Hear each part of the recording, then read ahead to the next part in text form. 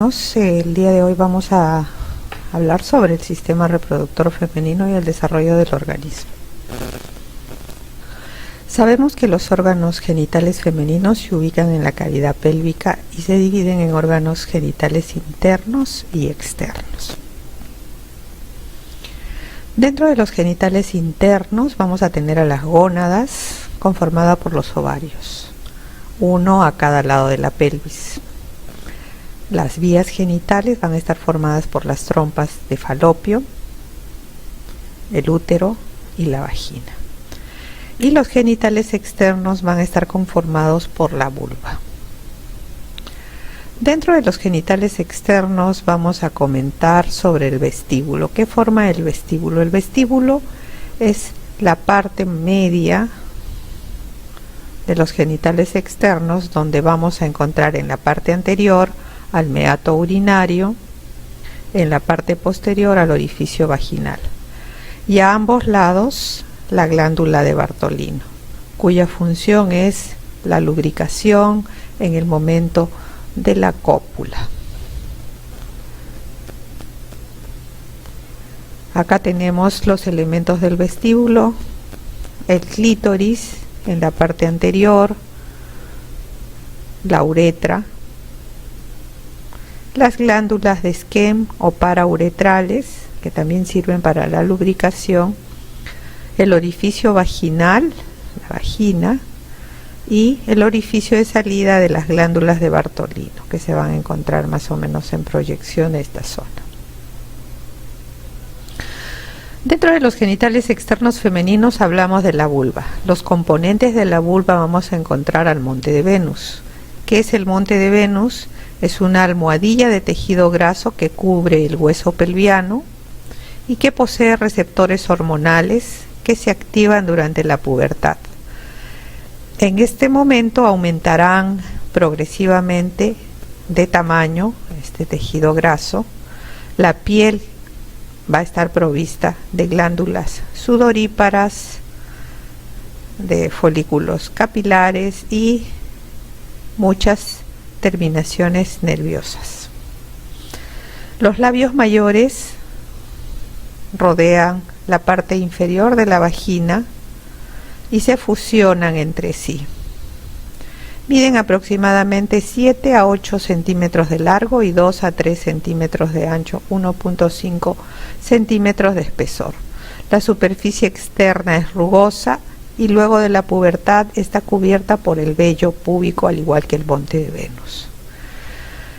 La superficie interna es lisa y en continuación vamos a encontrar a los labios menores. La piel es semejante a la piel del resto del cuerpo y va a poseer glándulas sebáceas, sudoríparas, folículos pilosos y tejido adiposo. Va a contener receptores también hormonales para las hormonas sexuales femeninas. En esta zona también termina los filamentos del ligamento redondo del útero, en la parte anterior del labio, más o menos en 5 centímetros. Esto es por la parte interna. Los labios menores son dos pliegues semejantes a los labios mayores, pero que se encuentran hacia adentro. Se unen en la parte anterior. A diferencia de los labios mayores, carecen de vello. Contienen gran cantidad de vasos sanguíneos y por esto durante la relación sexual tienen un aspecto mucho más rubicundo. Se extienden desde el capuchón del clítoris, formando el prepucio del clítoris, hasta rodear la uretra, que la vamos a encontrar por acá, la vagina, que está hacia la parte más posterior, y termina en una unión que se va a llamar la horquilla perineal, a pocos centímetros del ano. El revestimiento de los labios menores es distinto al de los labios mayores. es más bien una membrana de tipo mucosa, ricamente inervada e irrigada, y son sensibles, no tienen glándulas ni folículos pilosos. El clítoris es un resto embrionario que hubiera sido el pene. Tiene un pequeño glande y también contiene al prepucio, y va a contener dos frenillos y cuerpos cavernosos. No contienen cuerpo esponjoso. En el coito van a tener la erección del clítoris. Son elementos erógenos altamente sensibles y también con receptores a las hormonas sexuales femeninas. La irrigación depende de la pudenda interna y de la pudenda externa y de un plexo arteriolar. Dentro de los genitales femeninos vamos a tener a la vagina, al útero. Dentro del útero vamos a encontrar al cuello del útero, a las trompas de falopio y a los ovarios. La vagina e himen. La vagina es este conducto muscular aplanado, dilatable, más o menos de 8 a 12 centímetros de longitud. Es un órgano copulador y también sirve del canal de parto. Y por esta zona sale la secreción menstrual también. Los músculos que lo rodean van a ser de tipo liso, circulares internos y longitudinales externos. Y va a tener una adventicia, el paracolpos. El himen se va a encontrar en el orificio de entrada. Es una membrana fina, elástica, que puede tener diferentes formas. El himen anular, el himen septado, el cribiforme. Después de las relaciones sexuales, este va a terminar deflorado y luego del parto vamos a encontrar a las carúnculas mirtiformes. ¿Cuáles son las relaciones de la vagina? La vagina se relaciona por detrás con el fondo de saco de Douglas, que es un repliegue del peritoneo entre el colon, recto sigmoide, y el útero. Es un repliegue del peritoneo. Hacia la parte anterior vamos a tener otro repliegue del peritoneo que va a limitar con la vejiga.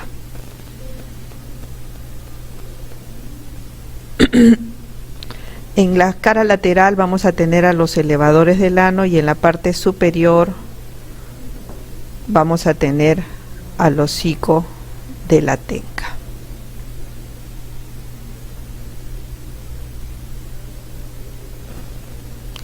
La vagina va a estar irrigada por tres distintas ramas. Ramas vaginales de la arteria uterina, ramas vaginales de la arteria vesical y ramas inferiores de las arterias hipogástricas. Ok, vamos a tener tres ramas.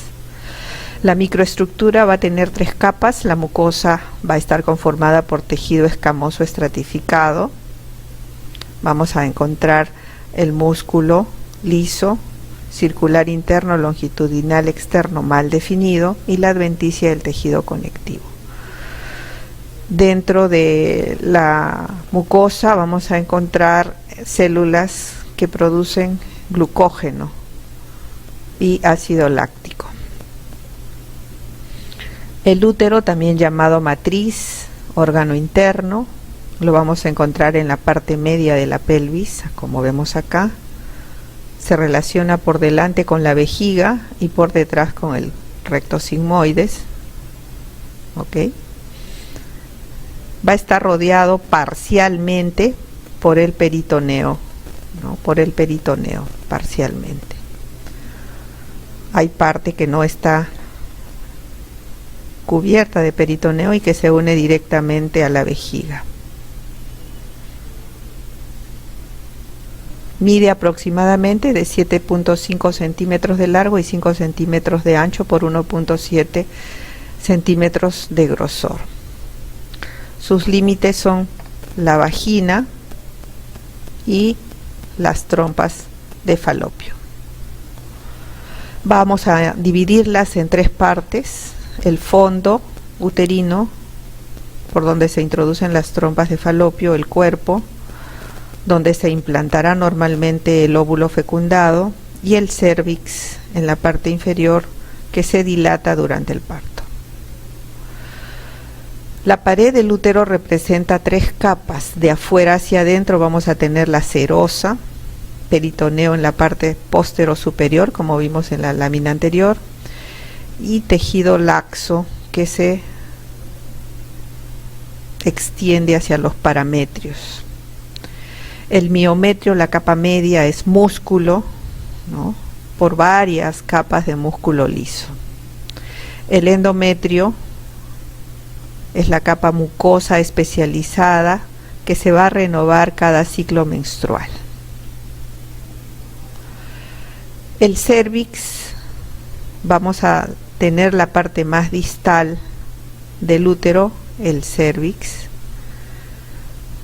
La vagina se inserta en el cérvix formando los dos fondos de sacos vaginales, también llamado hocico de la tenca, ¿no? Es el agujero de salida del útero y suele ser circular en la mujer que no ha tenido hijos, y puede tener una forma más irregular cuando ya ha habido hijos. El útero más o menos en total pesa de 60 a 70 gramos de una forma normal, y durante el embarazo puede llegar a pesar hasta 1 kilo. ¿Cuáles son los elementos de fijación del útero? El útero va a estar ligado, unido a la cavidad pélvica, al hueso pélvico, en la parte inferior por el ligamento cervical transverso, también llamado ligamento de McEnroe. Hacia la parte posterior vamos a tener póstero inferior el ligamento útero-sacro. Hacia las caras laterales, que envuelven a manera de una capa cobertora, al ligamento ancho. Luego vamos a tener el ligamento suspensorio del ovario, ¿no?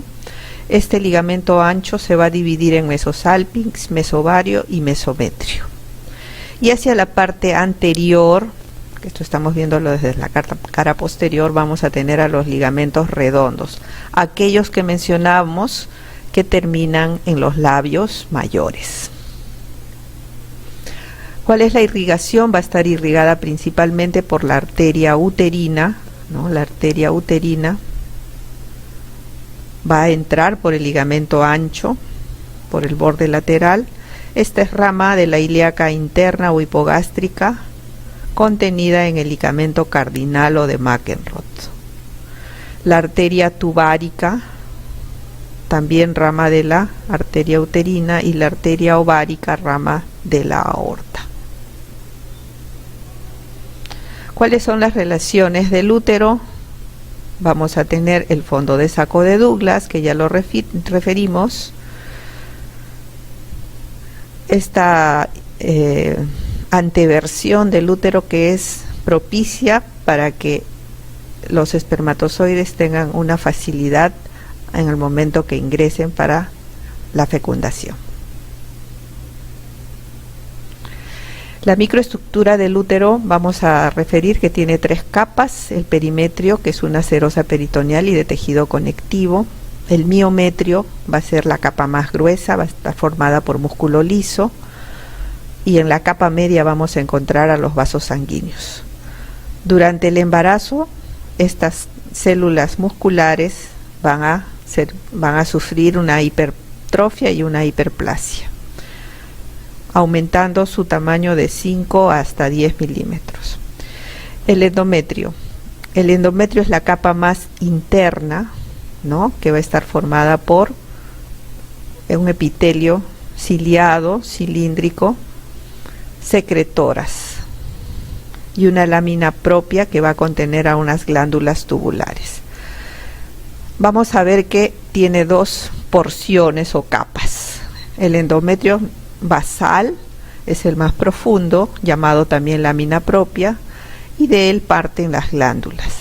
Y la parte funcional, que va a estar en la parte superior, va a estar formando todo el grosor del epitelio, que va a estar constantemente creciendo en cada ciclo menstrual, como vamos a explicar más adelante. ¿Cuál es la irrigación? Es importante determinar que de las arterias uterinas derivan las arterias arcuatas en la capa media del miometrio, y luego ya en el endometrio vamos a encontrar a las arterias rectas en la capa basal y a las arterias espirilares en la capa funcional. Las glándulas inicialmente van a ser rectas y con gran capacidad de proliferación, abundantes mitosis, y al final de esta fase el endometrio alcanza más o menos 2 a 3 milímetros de grosor.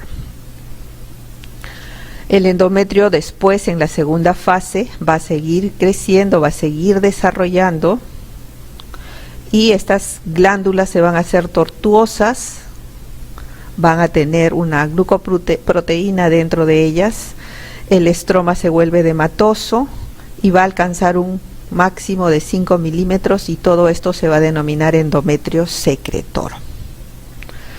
Finalmente, el endometrio menstrual va a haber una contracción por deprivación hormonal de las arterias espiriladas, una isquemia de las capas superficiales, una hemorragia del estroma, y luego va a haber una caída, un desprendimiento de este epitelio, con lo que se inicia la menstruación. El cuello uterino, que vemos acá en verde, la porción más inferior del útero, tiene la importancia porque va a haber una transición de epitelios en ella. El endocervix va a estar formada por epitelio cilíndrico, productor de moco y donde podemos encontrar los quistes de Nabot. Y en el exocervix, acá está en mayor aumento, ¿no? Epitelio cilíndrico, ciliado, ¿no? El endocervix, y con algunas lagunas que llamadas quistes de Nabot. Y el exocervix va a estar formado con el epitelio que tiene la vagina, epitelio escamoso rico en glucógeno. Esta zona de transformación tiene importancia porque ahí vamos a ver abundantes mitosis, células muy inmaduras que son susceptibles a infecciones, sobre todo del virus del papilomavirus. Las trompas. Las trompas son dos estructuras alargadas a manera del cuerno de la abundancia, que van a salir a manera de embudo de los extremos laterales del fondo uterino. Van a tener partes. La primera parte, llamada infundíbulo, va a tener esta forma histológica, es la más distal, recoge al óvulo maduro con la proyección de las fimbrias en el infundíbulo.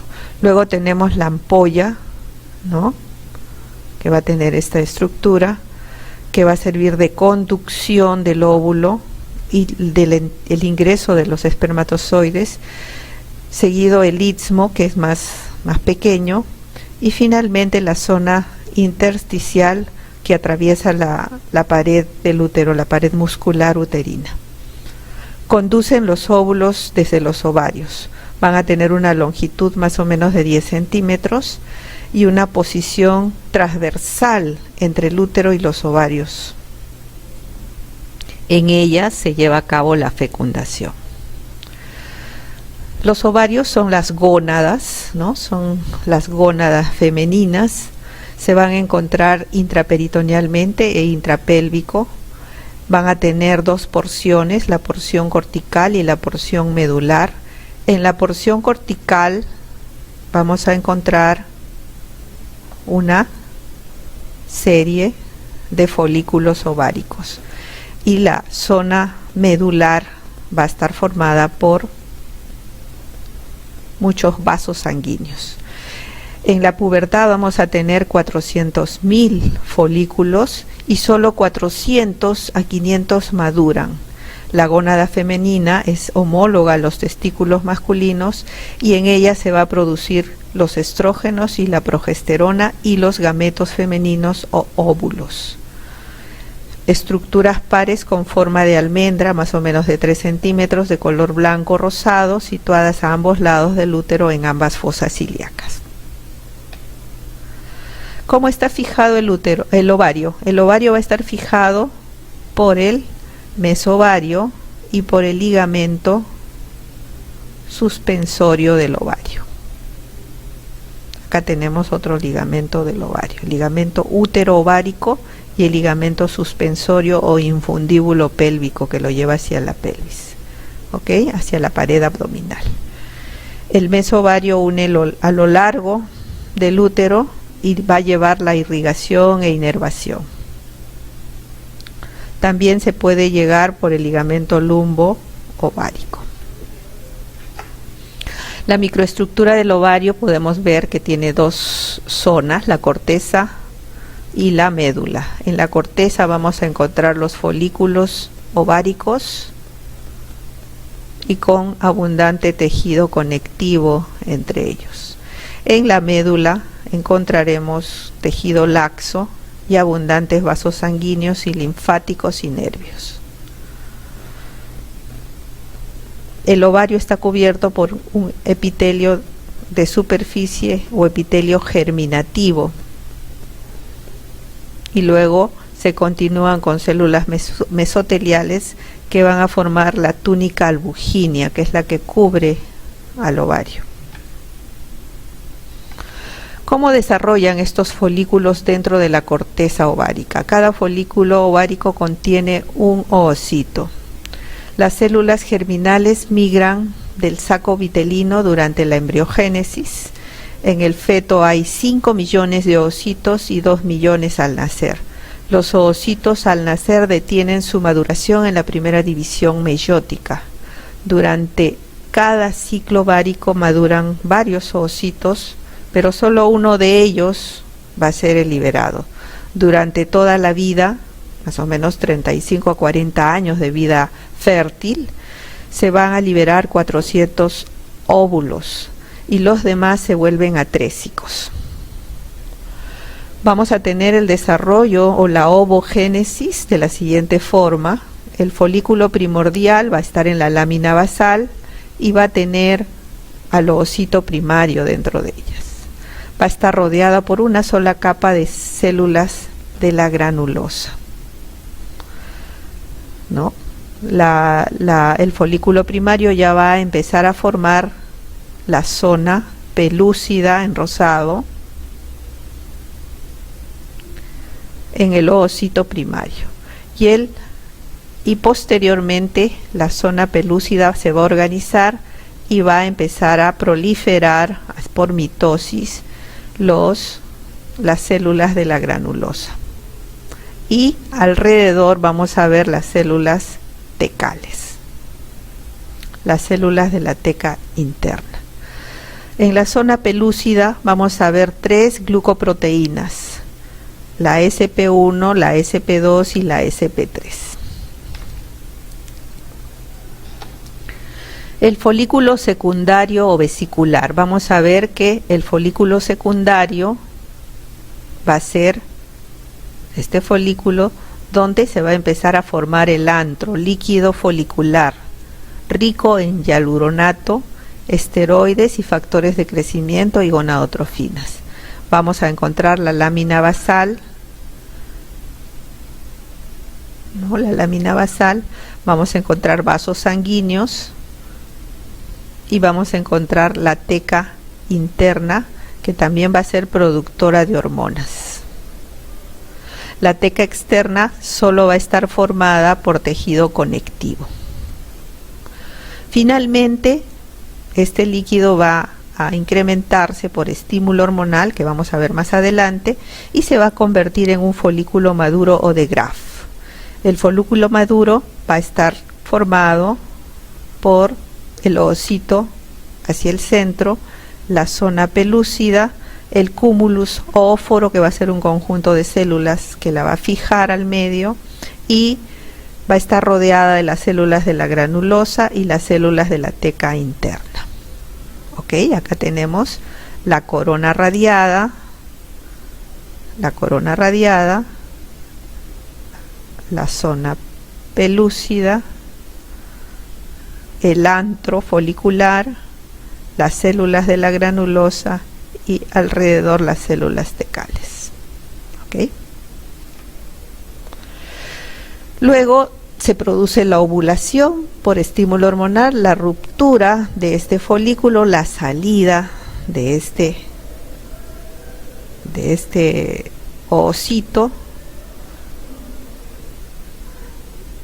y ya la bolsa que queda va a empezar a formar el cuerpo lúteo amarillo. Este se forma después de la ovulación, el folículo colapsado se reorganiza, las células de la granulosa y las células de la teca interna se transforman en células luteínicas provistas de mucho colesterol, las cuales van a empezar a sintetizar progesterona y estrógenos, preparando el endometrio para la implantación.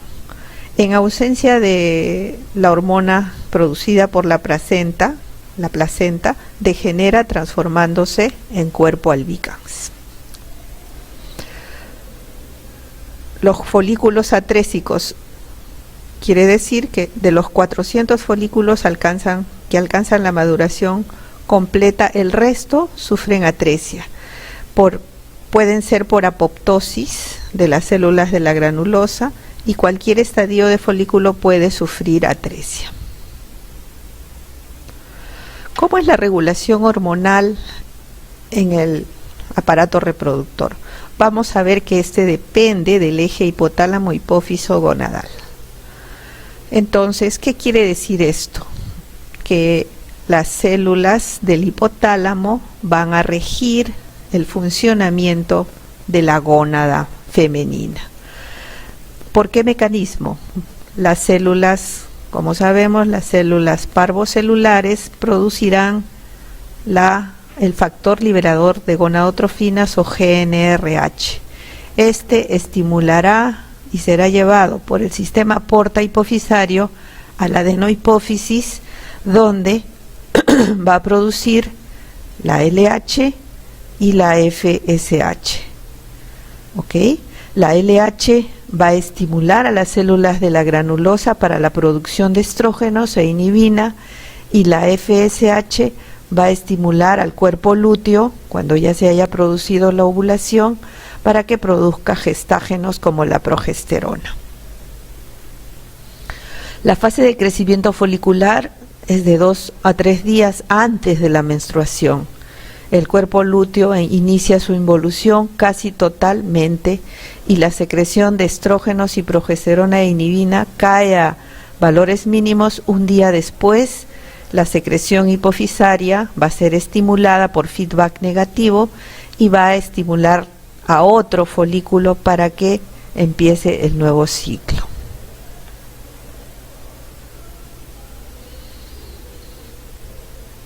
Entonces, la GnRH estimula a la adenohipófisis para que produzca FSH y LH. La FSH estimula el crecimiento de los folículos ováricos que ya hemos descrito.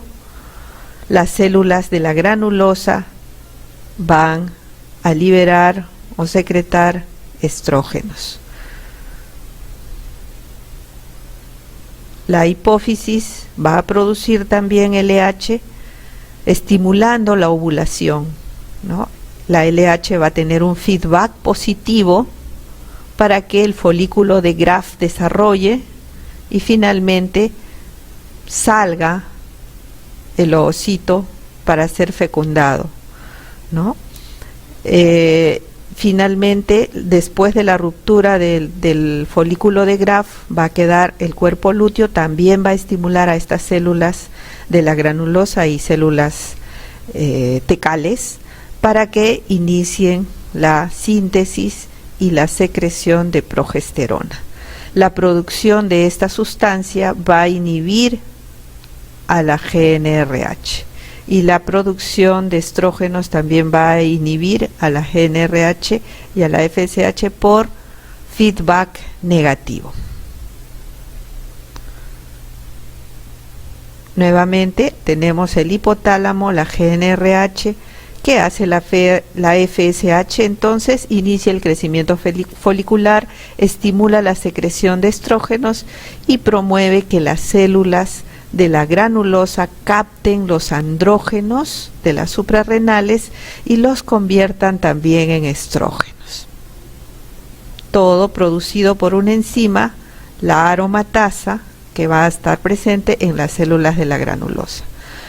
¿Qué hace la LH? ¿Cuáles son las acciones? Estimula el crecimiento ulterior de los folículos ováricos, estimula la secreción de estrógenos por el folículo de Graf, estimula la secreción de andrógenos por las células de la teca y provoca la ovulación, formando el cuerpo lúteo. Luego, estimula el cuerpo lúteo para secretar estrógenos, progesterona, relaxina e inhibina. ¿Cómo evoluciona el eje con la edad? En la etapa fetal vamos a ver que existen picos independientes entre la FSH y la producción de estrógenos. Esto básicamente va a tener relación con la estimulación de los órganos genitales internos y su diferenciación, ¿no? Los conductos de Müller deben formar al útero, a las trompas y al tercio superior de vagina, y entonces necesitamos que los estrógenos estén presentes estimulando este crecimiento. Luego del nacimiento caen en la etapa de la infancia, caen estos niveles hasta que recién en la edad reproductiva va a empezar en la pubertad los picos cíclicos de la GnRH, ¿no? Estos van a estimular al ovario para que éste empiece a diferenciar a los folículos y se inicie la ovogénesis. Cuando ya se inicia la ovogénesis tenemos la menarquia, que es la primera regla, y se van a formar ya los folículos cíclicamente. Cada mes, entonces habrá una subida y una caída, y ahí sí va a haber dependencia con relación a la FSH, ¿no? Aumentan los estrógenos, disminuye la FSH, disminuye la FSH, disminuye los estrógenos, aumenta, ¿no? Va a haber un feedback negativo. Y luego de la menopausia van a incrementarse porque ya no va a haber célula en que actuar, entonces va a haber un feedback negativo porque estimulan a células que ya no existen y va a haber un incremento de FSH y de LH, ¿ok?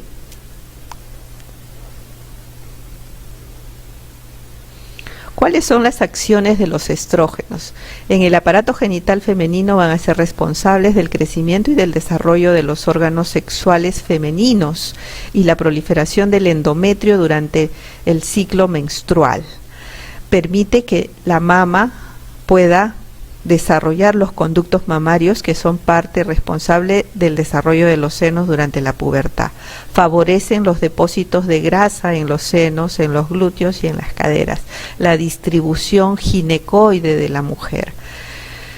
Estimulan la actividad osteoblástica, por tanto ayudan a la adecuada mineralización ósea.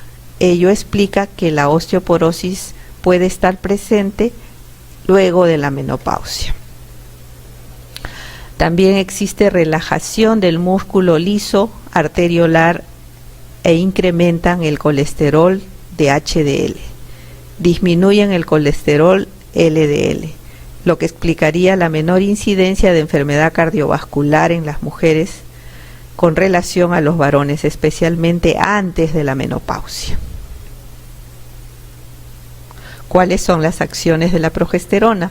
Actúa principalmente en el útero preparando el endometrio para la implantación del ovocito fertilizado, mediante la secreción de glucógeno y algunas proteínas específicas y aumentando el desarrollo de los capilares del estroma endometrial. Actúa sobre la mama produciendo el desarrollo de los acinos mamarios a nivel hipotalámico. La progesterona actúa frenando la liberación de la GnRH, aunque menos que los estrógenos, excitando el centro térmico, lo que provoca el aumento de la temperatura que se observa en la segunda mitad del ciclo. Medio grado más o menos va a subir por efectos de la progesterona. Existe disminución del número de receptores estrogénicos en el endometrio y aumentan las enzimas que metabolizan el estradiol. Estos son acciones de la progesterona. Y acá tenemos el eje hipotálamo hipófiso gonadal, donde vamos a ver la acción, la interacción del hipotálamo con la GnRH, la hipófisis, la FSH, la LH, su relación con los folículos a nivel de ovario, como ya hemos descrito. Se va a ver un desarrollo de las células de la granulosa, una formación del antro y finalmente un aumento de la LH que va a permitir que se rompa la cápsula que rodea al folículo de Graf y se produzca la ovulación. Luego también va a estimular la formación del cuerpo lúteo, ¿no? Y después de unos días cesa su producción de progesterona y se vuelve cuerpo albicans o cuerpo atrésico. ¿Qué va a pasar en el endometrio mientras tanto? Si estamos en la primera fase, va a haber un desarrollo, un crecimiento de las glándulas endometriales, de la capa funcional. Luego de la ovulación va a haber un desarrollo sinuoso de las glándulas, la fase secretora. Y cuando ya hay una caída de los estrógenos y la progesterona, porque no ha habido embarazo, va a haber una isquemia y se inicia la fase menstrual. La gametogénesis ya la hemos referido. Acá hay una comparación entre los gametos masculinos y los gametos femeninos. Vemos que el folículo, el ovocito primario va a ser diploide, ¿no? Va a ser diploide y luego va a empezar una división haploide. Dentro del folículo va a haber una división haploide del propio gameto, del ovocito, y se va a ir formando el ovocito secundario, se va a eliminar el primer corpúsculo polar, se va a formar el óvulo propiamente y va a haber la salida de otro cuerpo polar, pero que se va a quedar ahí hasta el momento de la fecundación. ¿Okay? En el momento de la fecundación existirá una ruptura de esta corona radiada en los receptores SP, que se acuerda que referimos, SP1, SP2, SP3, que va a permitir que el espermatozoide se fije a esa capa y pueda ingresar y fusionar los pronúcleos masculino y femenino, formando el cigoto que en este caso sería de tipo masculino, ¿no? Cuando se fusionan los pronúcleos femenino y masculino. ¿Cuáles son las etapas de la fecundación entonces? Acá tenemos el ovocito secundario, ¿no? Con su corona radiada y su zona pelúcida. En la zona pelúcida va a tener los receptores.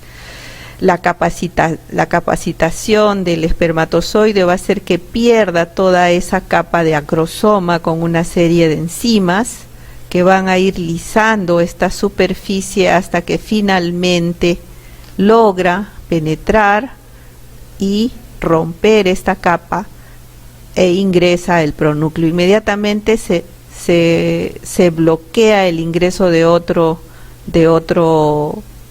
espermatozoide, de otro pronúcleo, y se produce la fecundación.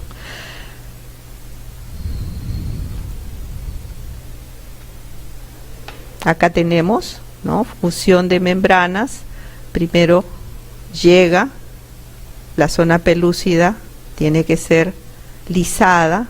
Cuando ya termina de lisar, entra el pronúcleo masculino, pierde la cola, pierde el cuello y solo entra el pronúcleo, y cuando ya se unen esto, la fusión de núcleos formará el gameto o nuevo ser. ¿Cómo es la segmentación de este huevo o cigote? Vamos a ver que luego de la fecundación ingresa uno, ¿no? Este ingresó y se cerró toda el ingreso para otro espermatozoide.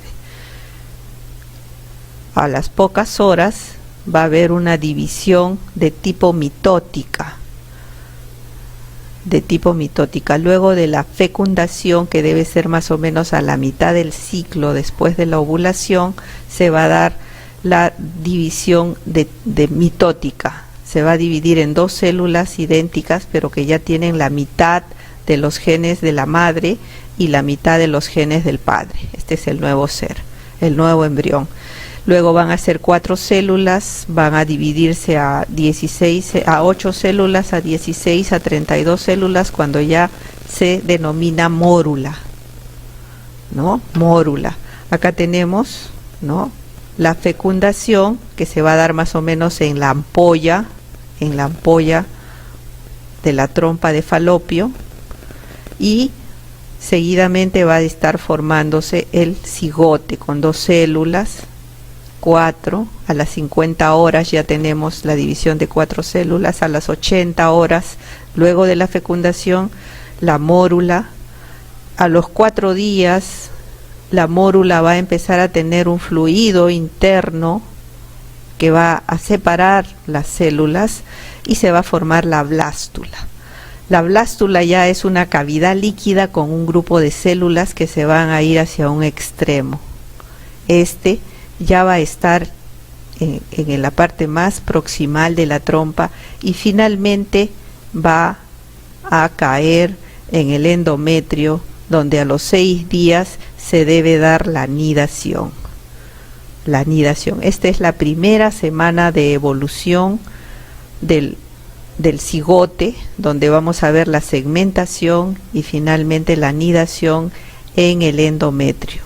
El endometrio va a cambiar porque va a estar con el estímulo del cuerpo lúteo, que ya va a saber que tiene que seguir produciendo la progesterona, no va a degenerar, va a seguir produciendo la progesterona hasta por lo menos 4 semanas, momento en el que se va a empezar a diferenciar en embrioblasto y trofoblasto. El embrioblasto dará origen al embrión y el trofoblasto dará origen a la placenta.